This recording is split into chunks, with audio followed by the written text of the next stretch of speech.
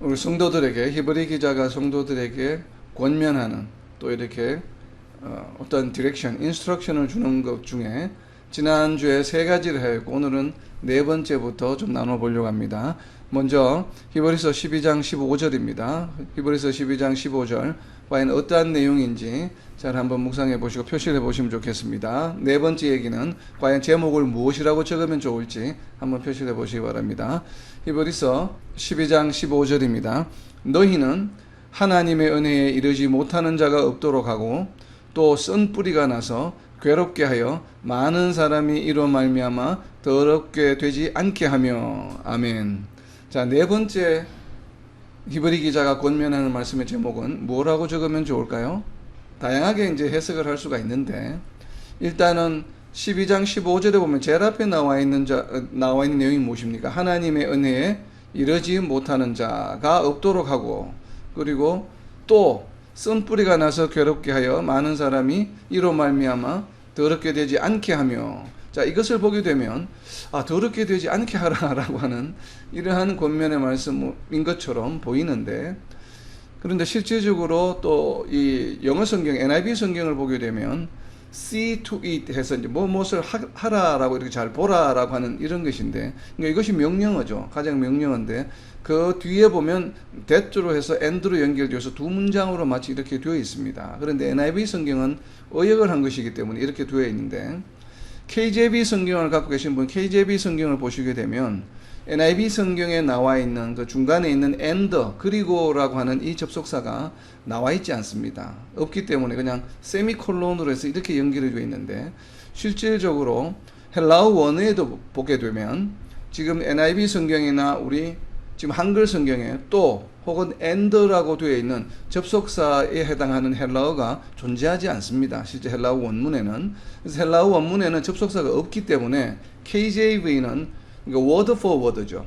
헬라어 원문을 그대로 단어 대 단어로 가능하면 그렇게 번역을 해놓았기 때문에 KJV 성경이나 NRSV나 이런 NASB 이런 종류 쪽에, 그러니까 word for word에 된 영어 성경에는 접속사가 나와 있지 않습니다.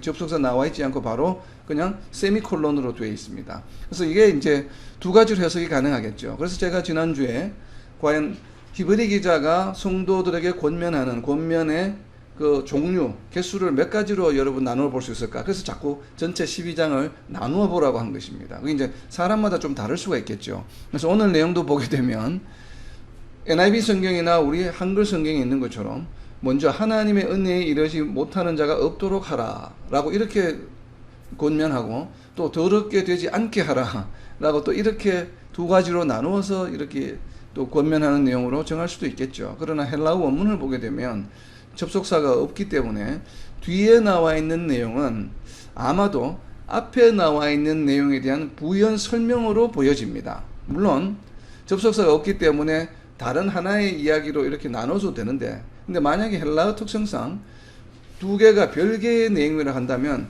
and라고 하는 헬라어가 들어가는 것이 통상적이죠. 그런데 그것이 지금 접속사가 없다는 것을 보게 되면 아마 앞에 나와 있는 내용을 그냥 컴마 해서 이제 좀 부연해서 조금 더 상세하게 설명하는 내용이 아닌가, 저는 그렇게 생각이 됩니다. 그러니까 이어지는 16절, 17절도 마찬가지입니다. 그래서 15절부터 17절까지를 저는 하나의 권면하는 내용으로 나누었습니다. 그래서 15절부터 17절까지가 하나의 권면하는 내용이다. 그래서 제목을 가장 앞에 나와 있는 하나님의 은혜에 이르지 못하는 자가 없도록 하라라고 이렇게 제목을 정했습니다. 그래서 15절부터 17절까지 저는 이렇게 정했는데 15절을 또 두 가지로, 그 다음에 이어진 16절을 또 따로 살피라 이렇게 또 해서 세 가지로 나눌 수도 있겠죠. 나누는 사람에 따라서는. 그러나 저는 전체가 하나로 보여집니다. 왜 전체가 하나로 보여지는지 지금부터 좀 설명을 드리려고 합니다.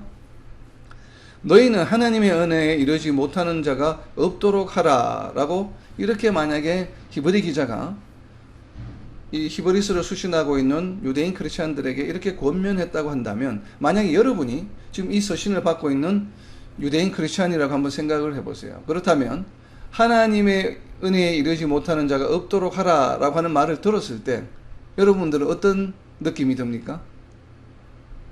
하나님의 은혜에 이르지 못하는 자가 없도록 하라라고 한다면, 그러면 그 권면의 말씀을 들었으면 그것을 삶 속에, 생활 속에 실천을 해야 되잖아요. 그럼 어떻게 하면 좋을까요? 이게 막연하죠. 은혜에 이르지 못하는 자가 없도록 하라. 그렇다면 은혜는 무엇을 말하지? 하나님의 은혜는?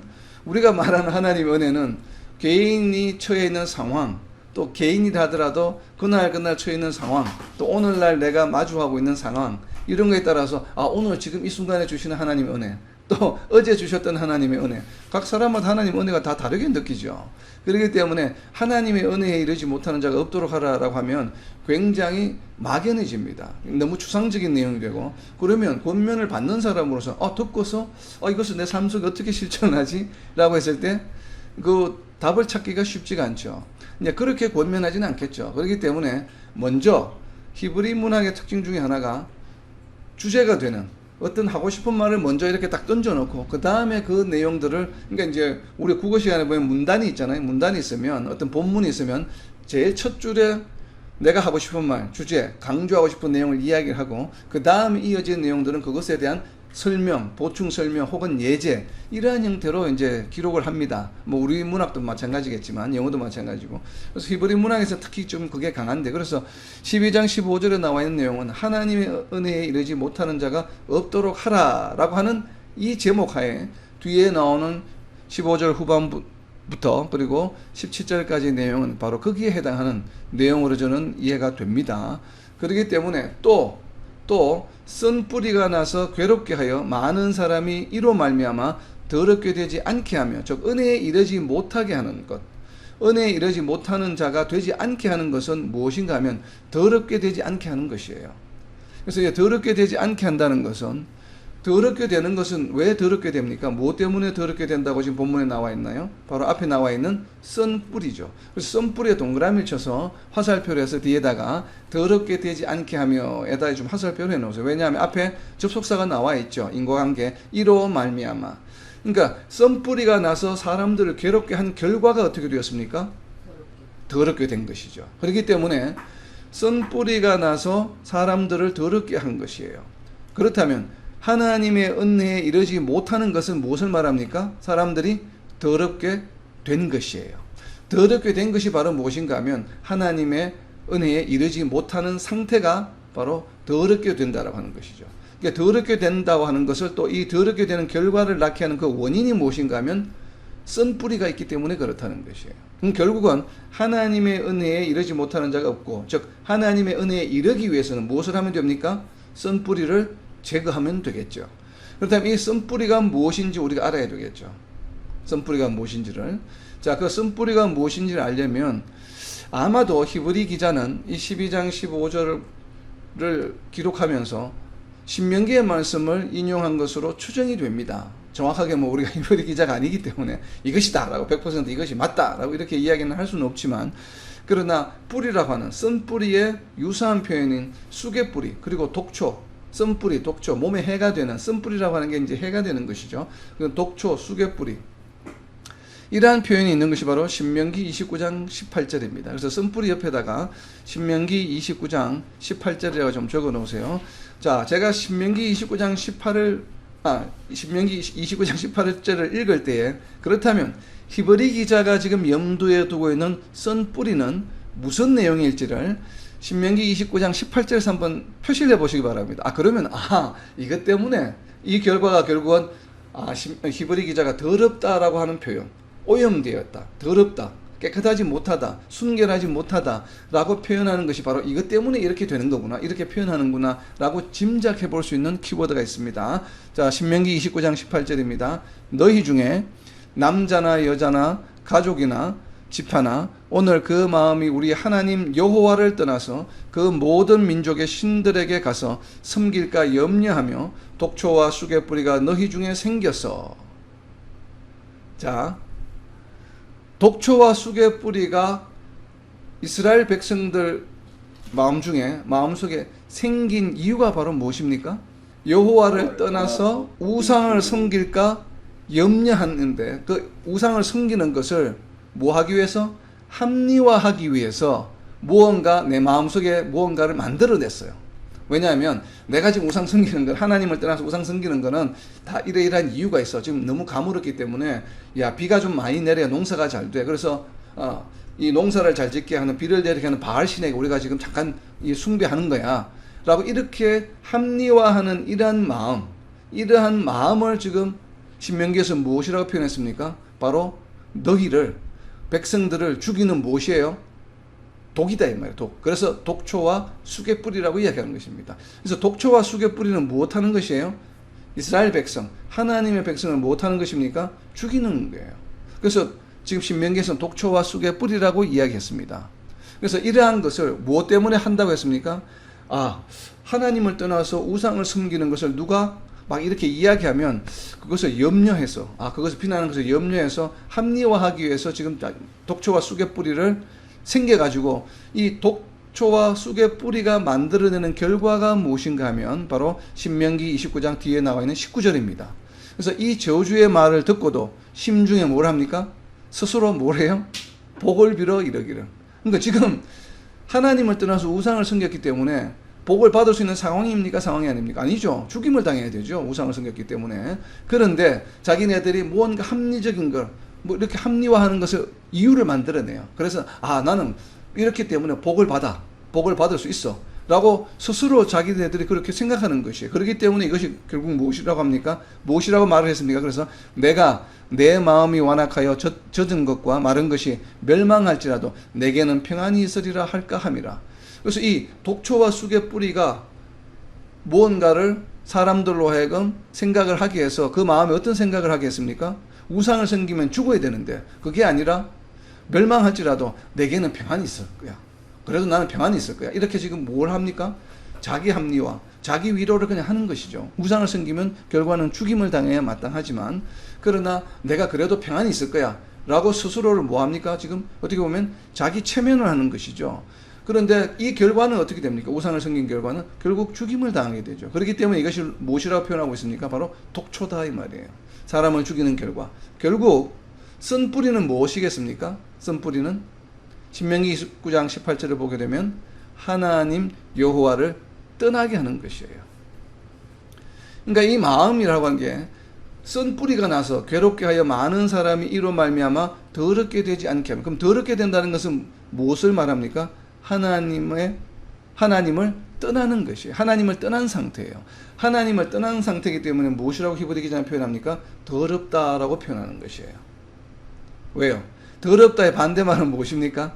깨끗하다죠. 거룩하다죠. 하나님은 거룩한 존재죠. 그래서 거룩한 하나님을 떠난 존재, 즉 하나님과 함께 할 수 없는 존재, 거룩하지 못한 존재, 거룩하지 못하니까 그게 어떤 상태예요? 바로 더러운 상태이죠. 바로 그 이야기를 하고 있는 것입니다.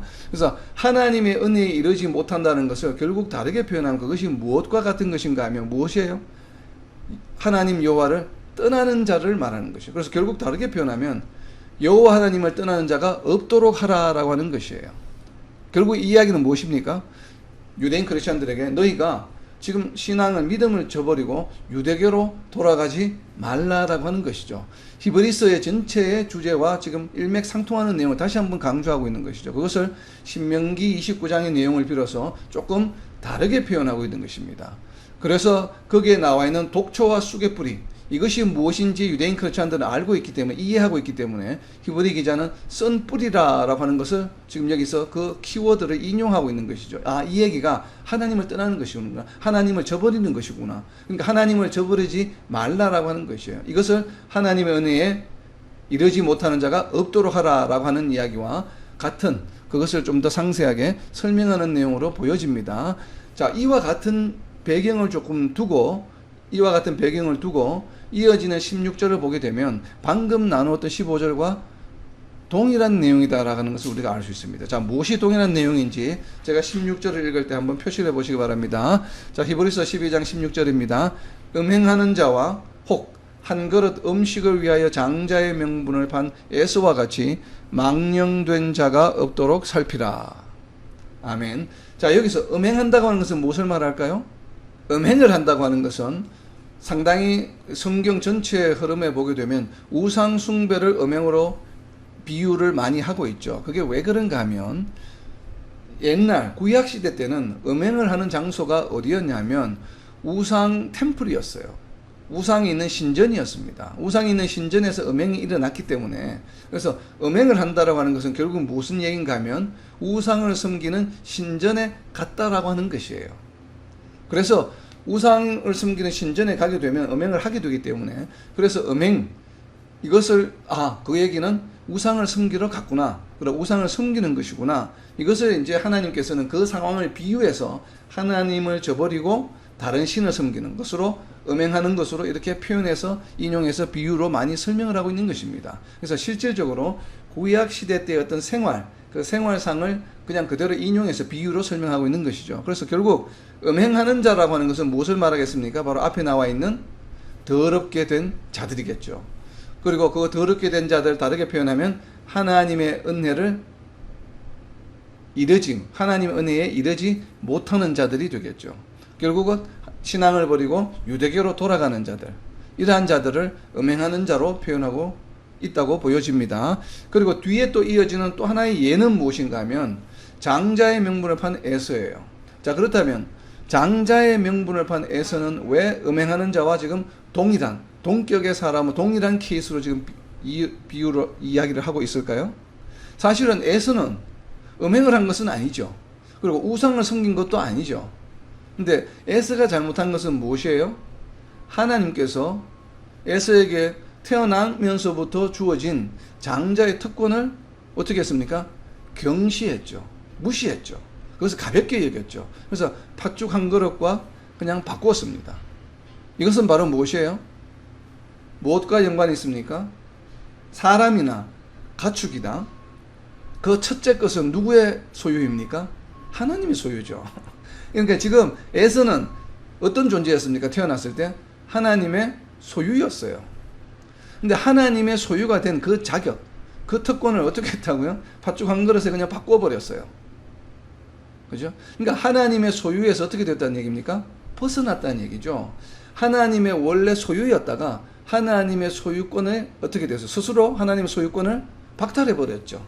그러니까 하나님의 테두리 안에, 하나님의 바운드리 안에 있다가 하나님의 바운드리를 스스로 벗어난 결과가 되었죠. 그것이 바로 무엇이에요? 하나님의 은혜에 이르지 못하는 자가 되어버린 것이에요.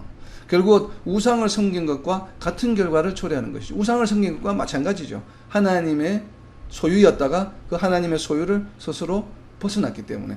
그렇다면 왜 많은 우상을 섬긴 구약의 예 중에서 히브리 기자는 특별히 에서의 예를 여기에서 이야기하고 있을까?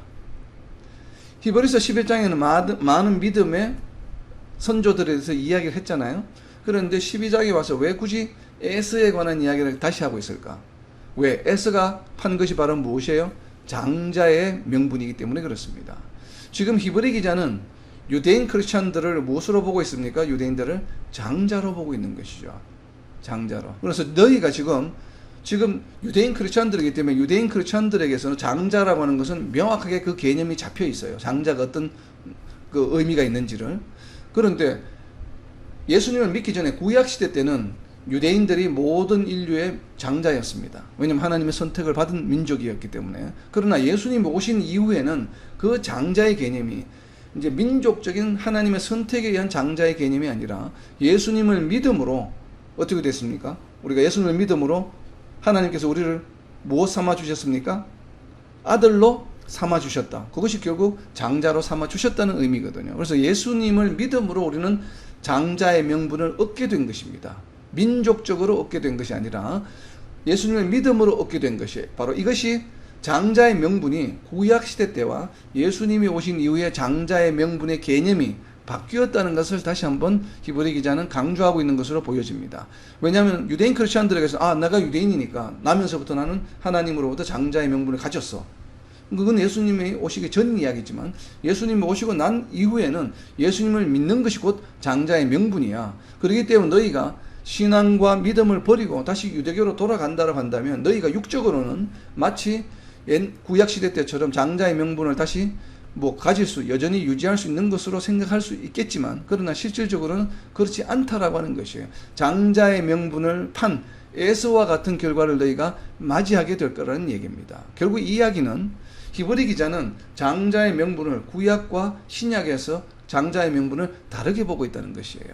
그 이야기를 알 수 있는 것이 바로 이 히브리서 12장 16절입니다. 그래서 음식을 왜 장자의 명분을 판 에서를, 그래서 무엇이라고 불렀습니까? 장자의 명분을 판 에서를 망령된 자라고 불렀습니다. 자, 망령된 자라고 하는 것은 어떤 의미일까요? 망령이라고 하는 것은 무슨 말입니까? 뒤에 나오는 영은 정신을 말하죠. 영, 정신. 그래서 이 망자는 무엇인가 하면 망령된 망자예요. 망령할 망자예요.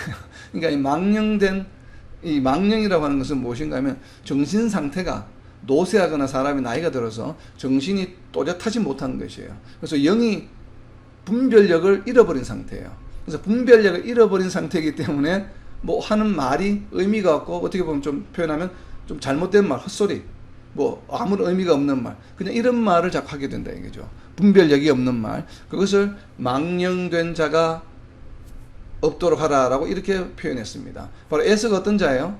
하나님이 주신 장자의 명분을 제대로 분별하지 못했죠. 그래서 망령된 자라고 이야기를 합니다. 그런데 지금 한글 번역으로 되어 있는 이 망령된 자라고 하는 헬라어 원어를 보게 되면 그 의미가 조금 다릅니다. 우리가 흔히 생각하는 망령, 정신 상태가 지금 또렷하지 못해서 그냥 아무 말이나 이렇게 막 하는 그런 것으로 보여지는데, NIV 성경을 갖고 계시는 분 한번 보시기 바랍니다. NIV 성경에 망령된이라고 번역되어 있는 부분은 영어 성경에는 무엇이라고 번역이 되어 있습니까? 보면 godless, 그러니까 경건하지 못하다, 불경건하다, 경건하지 못하다라고 표현이 되어 있습니다. 이것을 다르게 표현하면 경건한 것, 거룩한 것 반대말은 무엇이에요? 경건하지 못한 것, 불경건한 것, 즉 하나님께 속한 것. 반대는 하나님께 속하지 않은 것. 즉 결국 무슨 얘기인가 하면 세속적인, 그러니까 하나님께 속하지 않은 세상적인 이런 의미가 바로 망령되다 하는 의미예요. 그래서 이 헬라어 원어를 보게 되면 베벨로스라고 하는 이 헬라어 단어가 성경 전체에 걸쳐서 6번밖에 사용되지 않는데, 이 6번 중에 지금 히브리서 12장 16절에 한 번 사용되고 있고, 나머지 5번은 서신서 한 군데에만 사용되고 있습니다. 근데 이 서신서 한 군데 어디에 사용되어 있냐면 바로 디모데서예요. 디모데서에서만 5번을 사용하고 있습니다. 결국은 무슨 얘기인가 하면 바울 사도가 목회자로서 교회를 잘 섬기도록 권면하는 말씀에 이것이 5번이나 나옵니다. 결국 그 얘기는 무엇이겠습니까? 교회 공동체를 인도할 때에 너희가 세상의 방법을 하지 말고 하나님의 방법을 하라는 얘기예요. 거기에 그러한 뉘앙스를 가지는 문장에 9절에 5번이나 사용되고 있는데, 제가 이 세 가지 정도만 예를 한번 보도록 하겠습니다. 디모데전서 4장 7절입니다. 디모데전서 4장 7절 보게 되면 디모데전서 4장 7절입니다. 여기에도 역시나 망령으로 번역이 되어 있습니다. 자, 디모데전서 4장 7절입니다. 이 망령되다는 것이 이 문장에서, 이 구절에서 어떤 의미를 가지고 있는지 한번 묵상해 보시기 바랍니다. 디모데전서 4장 7절입니다. 망령되고 허탄한 신화를 버리고 경건에 이르도록 네 자신을 연단하라. 자, 바울 사도가 지금 디모데에게 권면하는 말씀이에요. 디모데에게 망령되고 허탄한 신화를 버리고 경건에 이르도록 네 자신을 연단하라라고 권면하고 있습니다. 자, 여기서 말하는 망령되다고 하는 어떤 것을 의미할까요? 바로 뒤에 나오는 경건과 어떤 내용이요? 반대되는 내용이죠. 왜? 그것을 버리고 경건에 이르도록 네 자신을 연단하라고 이야기했기 때문에 앞에 나와 있는 망령되고 허탄한 신화, 그러니까 망령되고 허탄한 신화가 무슨 얘기야? 다르게 표현하면 세상적인 얘기예요. 세상적이고 허탄한 신화. 지금 디모데에게 이야기하는 것이기 때문에 너희가 교회를 치리할 때에, 사람들을 같이 이렇게 인도할 때에 세상적인 방법, 세상적인 어떤 내용, 그런 것으로 하지 말고 무엇으로 하라는 얘기예요? 경건함으로, 거룩함으로, 하나님의 방식으로 하라라고 하는 권면의 말씀입니다. 자, 뒤로 넘겨서 디모데전서 6장 20절입니다. 디모데전서 6장 20절. 디모데야, 망령되고 헛된 말과 거짓된 지식의 반론을 피함으로 네게 부탁한 것을 지키라. 자, 바울 사도가 디모데에게 권면하고 부탁한, 교회를 잘 치려고 한 것에 그것을 방해하는 것이 무엇이에요? 바로 망령되고 헛된 말이에요. 그러니까 망령되고 헛된 말이라고 하는 것이 4장 7절에 나와 있는 것처럼 망령되고 허탄한 신화라고 하는 게 이제 어떤 막 이렇게 자기가 말을 막 꾸며서 이야기하는 것이죠. 그는 동일한 이야기죠. 결국은 무엇인가 하면 하나님의 말씀, 하나님께 속하지 않는 그러한 의미가 없는 말, 우리가 다르게 표현하면 세상적인, 세속적인 이야기다라고 저는 보여집니다. 자, 그리고 좀 더 뒤로 넘기셔서 디모데후서 2장 16절입니다. 디모데후서 2장 16절 말씀해 보면 거기에도 망령이라는 단어가 나옵니다. 디모데후서 2장 16절입니다. 망령되고 헛된 말을 버리라. 그들은 경건하지 아니함에 점점 나아가나니. 결국 무엇이에요? 경건한 곳으로 나아가지 않게 하는 것이 바로 무엇인가 하면 망령되고 헛된 말이에요. 결국 이것이 무엇인가를 알려면 지금까지 디모데전서 4장 7절이나 6장 20절에 그리고 디모데후서 2장 16절에 나와 있는 내용, 망령되고 헛된 말을 버리라. 그래야 경건함으로 나아갈 수 있다는 내용이잖아요. 그죠? 이 결과가 어떻게 나오냐면 이러한 내용이 바로 어디에 있냐면 우리가 제일 먼저 나누었던 디모데전서 4장 7절 앞에 보면 망령되고 헛하는 신화가 무엇과 대비가 되는지 나와 있습니다. 그렇기 때문에 망령되고 헛하는 신화와 반대되는 것은 디모데전서 4장 5절에 나와 있습니다. 디모데전서 4장 5절에 보면 무엇이라고 되어 있습니까? 디모데전서 4장 5절에 보게 되면 무엇입니까? 말씀과 기도로 거룩하여짐이라. 그러니까 거룩하여지는 것, 경건하여지는 것에 반대되게 하는 것이 무엇이에요? 바로 망령되고 헛된 말들이에요. 망령되고 막 신화 같은 이야기들이에요. 근데 그런 이야기와 반대되는 것이 바로 무엇이에요? 말씀과 기도예요. 그러니까 말씀과 기도로 교회를 치리하고 말씀과 기도로 성도들을 잘 인도하고 화목하게 이렇게 하라라고 디모데에게 권면하고 있는 말씀이에요. 여기에 사용되었던 단어가 바로 지금 히브리서 12장 16절에 기록이 되어 있는 망령되다라고 하는 것이에요. 그래서 망령된 자가 없도록 살피라라고 하는 것이 바로 무엇이에요? 에서처럼 하나님이 주신 장자의 명분을 세상적인 생각으로 그냥 배고프니까 그냥 그렇게 허탄하게 그냥 바꿔버리는 그러한 짓을 하지 말라라고 하는 것이에요. 그래서 지금 이야기를 다시 유대인 크리스찬들에게 응용하게 되면 무엇인가 하면 유대인들이 주변에 있는 유대인 크리스찬들 주변에 있는 가족들이나 친구들이나 주변에 있는 사람들이 야 빨리 그 예수 믿는 것을 그만두고 다시 유대교로 돌아와 라고 이야기하면서 여러 가지 이유들을 논리들을 전개하면서 이제 이야기에 설득을 했겠죠. 근데 그러한 말들이 모든 말들이 무슨 말들이에요? 바로 허탄한 말, 망령된 말들이다 이 말이에요. 그러니까 그런 말들을 듣지 말라라고 하는 것이에요. 결국은 하나님의 은혜에 끝까지 이룰 수 있도록 너희가 하라라고 하는 말이 결국 16절에도 계속 이어지는 것으로 보여집니다. 동일한 내용이. 자, 그리고 17절입니다. 17절 이어지는 내용을 보게 되면 너희가 아는 바와 같이 그가 그 후에 축복을 이어받으려고 눈물을 흘리며 구하되 버린 바가 되어 회개할 기회를 얻지 못하였느니라. 여기서 그는 누구입니까? 바로 에스를 말하죠.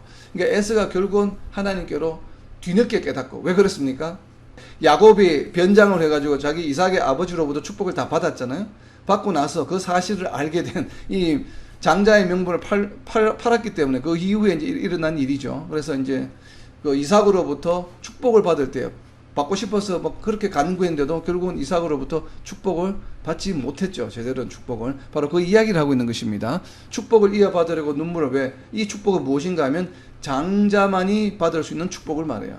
그 장자만이 받을 수 있는 축복을 결국은 에서는 받지 못하게 되었죠. 바로 그 이야기를 하고 있는 것입니다. 이 이야기를 유대인 크리스천이 너무나 잘 알고 있기 때문에 너희가 만약에 예수님을 버리고 다시 유대교로 돌아간다면 너희가 나중에 그것을 깨닫고 다시 하나님의 축복을 받으려고 아무리 애원해봐야 받지 못하게 된다라고 하는 이야기죠.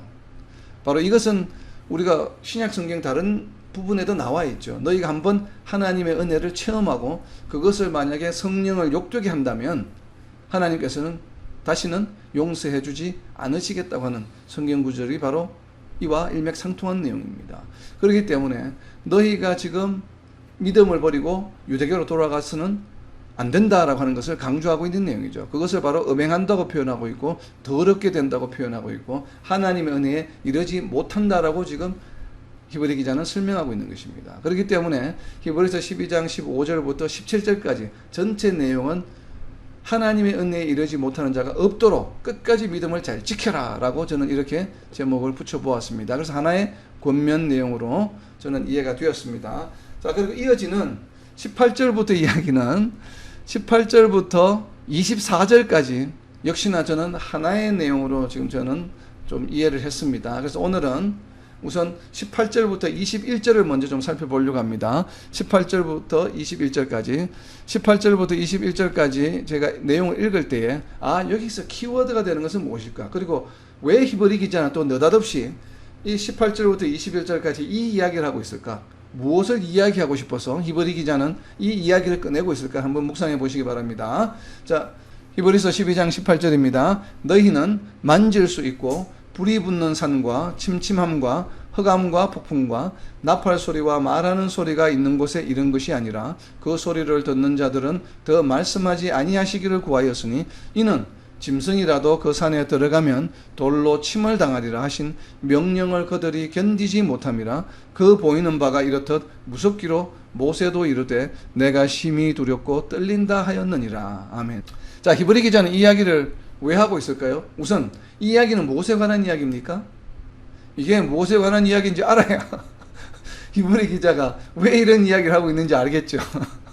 이거는 지금 무슨 이야기를 하고 있는 이야기예요? 이 이야기가 어디에 근거한 이야기인가 하면 우선 신명기 4장 11절에 이야기가 나옵니다. 그 흑암과 폭풍, 불이 붙는 산, 즉 12장 18절 옆에다가 신명기 4장 11절에 좀 적어 놓으세요. 신명기 4장 11절입니다.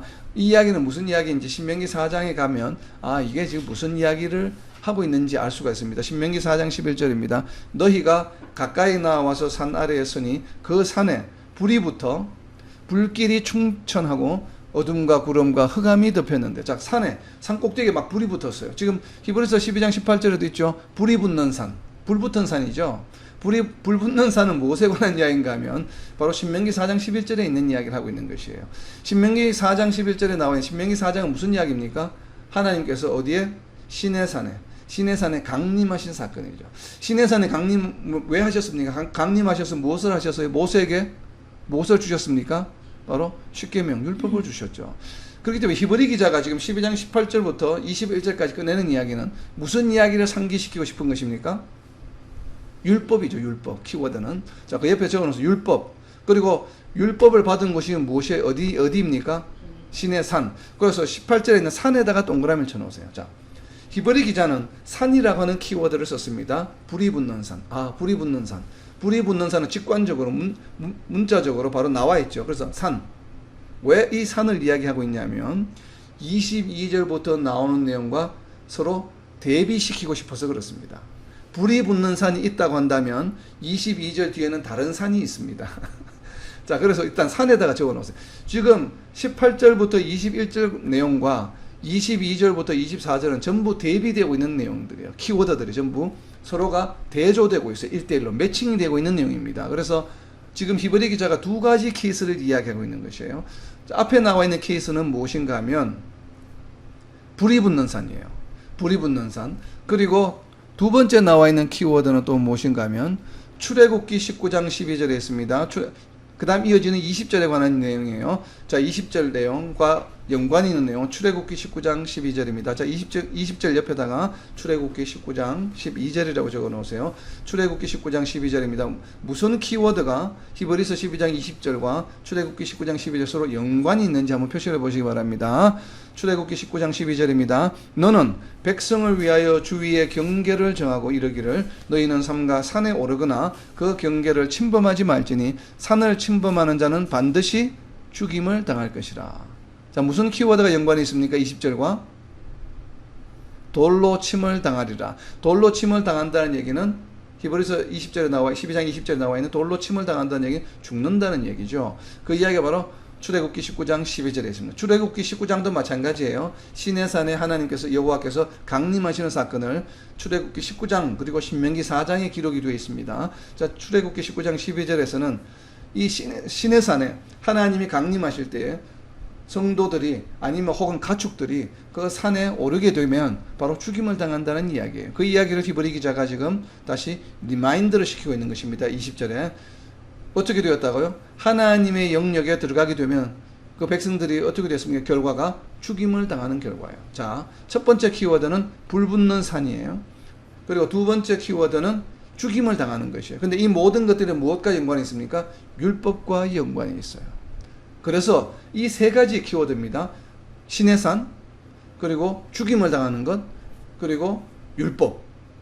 그래서 그 결과가 21절에 나와 있는데 21절에 모세도 이르되, 그러니까 막 무섭잖아요. 죽임을 당한다고 하니까. 그래서 내가 심히 두렵고 떨린다 하였느니라. 자, 여기에서 우리가 성경 공부를 할 때 주의해야 될 것은 18절부터 20절까지 나와 있는 내용은 신명기나 출애굽기에 나와 있는 구약시대 때 하나님께서 시내산에 강림하실 때 사건을 배경으로 하고 있습니다. 그 말씀 중에 내용들을 인용을 해서 불 붙는 산, 돌로 침을 당한다 라고 이야기를 했는데 21절에 나와 있는 내용, 모세가 뭘 했다고요? 모세가 이르되, 모세가 말을 했습니다. 모세가 뭐라고 말을 했습니까? 모세 자신이 심히 두렵고 떨린다. 그런데 신명기 4장이나 출애굽기 19장이나 하나님께서 시내산에 강림하실 때 그 장면, 그 이야기 내용에 보게 되면 구약 성경에 모세가 자기 자신이 스스로가 심히 두렵고 떨린다라고 이야기한 내용이 없습니다.